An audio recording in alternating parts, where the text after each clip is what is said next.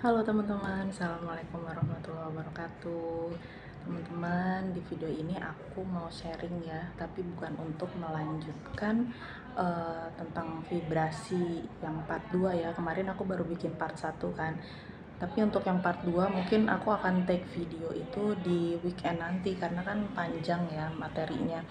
eh Kali ini aku memanfaatkan waktu ya, tadi lagi bikin report di kantor terus kayak agak males, buntu gitu ya, dan hari ini emang cuaca panas banget, jadi ya udahlah aku mau sedikit sharing aja. Jadi gini teman-teman, tadi pagi itu anakku yang besar itu nggak mau nggak mau sekolah. Sebenarnya sih dari kemarin sore itu dia udah bilang, mami aku besok nggak mau sekolah ya gitu. Kenapa emangnya? Ya pokoknya aku nggak mau sekolah, aku capek gitu. Terus aku tanya, apa alasan kamu gitu untuk nggak sekolah? Ya aku capek. Capek apa? Kalau misalnya mau ngomong capek, teman-temanmu sekelas juga capek gitu. Karena memang kemarin tuh dia habis tampil ya, nyanyi gitu di sekolah. Tapi kan itu satu kelas gitu, satu sekolahan malah.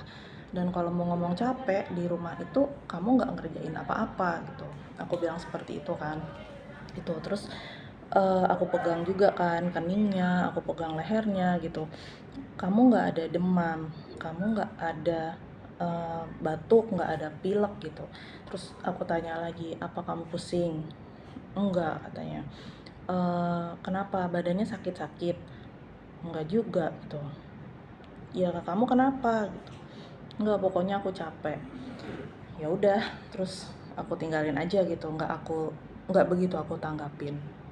Nah, tapi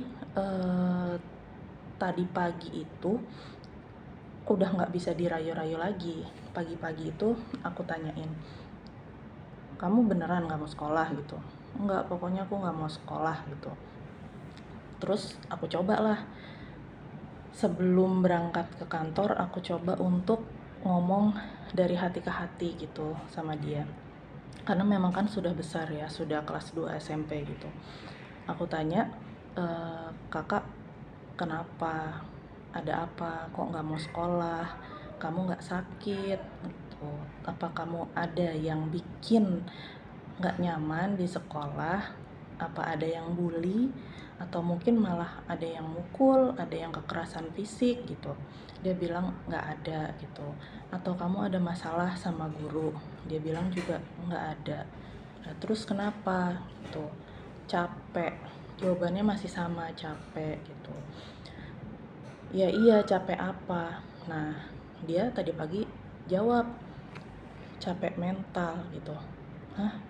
Capek mental gitu. Oh, iya iya ya. Mama tahu.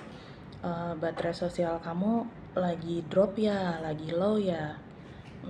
Butuh berapa lama ngecharge-nya biar penuh lagi gitu. Nah, dia jawab tuh, 1 hari cukup, besok aku sekolah lagi gitu. Nah, memang karakter anakku tuh introvert banget ya gitu.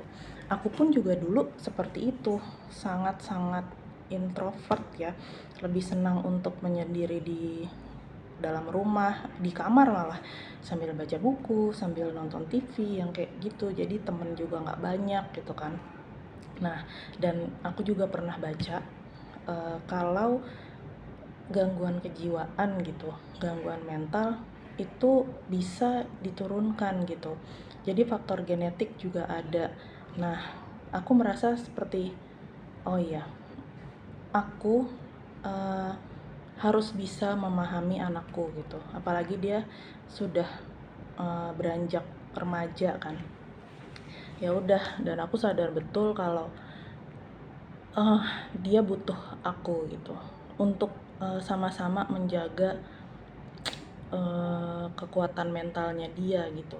Tinggal bagaimana ke depannya aku melatih dia pelan-pelan supaya batas toleransi dia terhadap hal-hal yang tidak dia inginkan dari faktor eksternal itu bisa lebih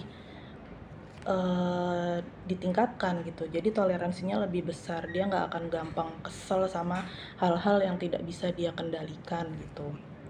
Nah, udah aku ngobrol, karena aku kan tinggalnya di rumah orang tua ya untuk saat ini.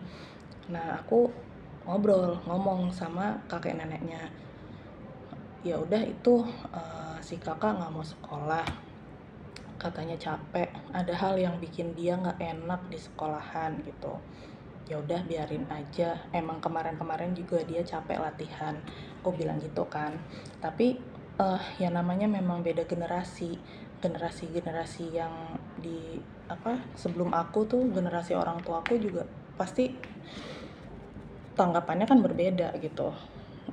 Bapakku komen, ah bikin anak jadi manja, jadi aleman gitu. Terus ya udah aku juga nggak memperpanjang kan, karena ya sekarang tuh kan gimana caranya uh, semua itu bisa bisa berjalan dengan enak gitu. Jadi demi kewarasan mental lah, demi kesehatan mental bersama gitu.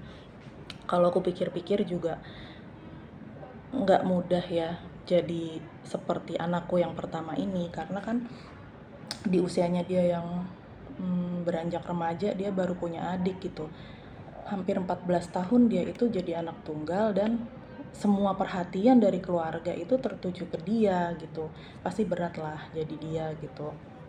Dan gimana ya, karena kan memang salah aku juga gitu, salah kami juga.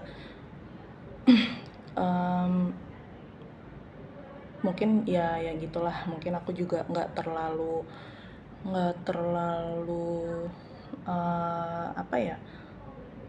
berjuang keras gitu. Di waktu-waktu dia kecil tuh aku mungkin juga mikirnya masih banyak egoisnya, jadi tuh yang penting nyamannya aku aja gitu, tanpa berpikir oh banyak waktu yang harus aku habiskan sama si anak-anak gitu.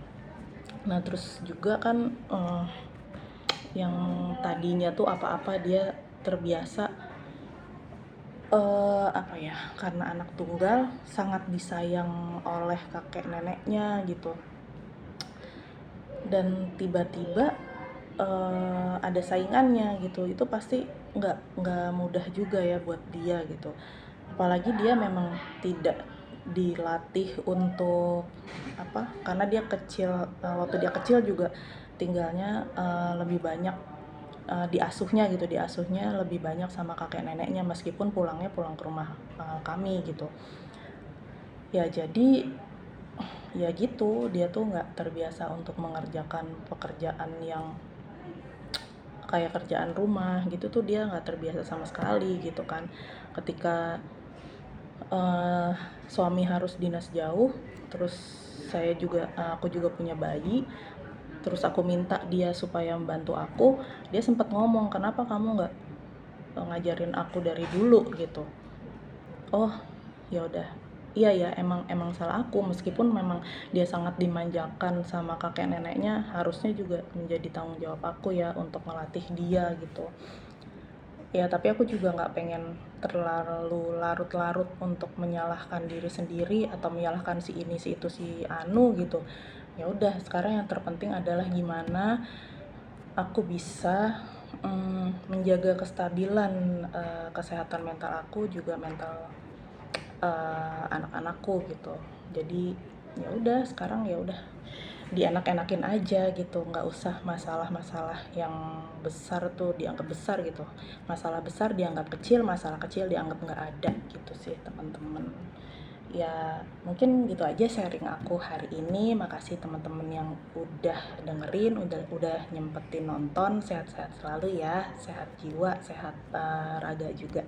Thanks teman-teman. Assalamualaikum warahmatullahi wabarakatuh. Bye bye.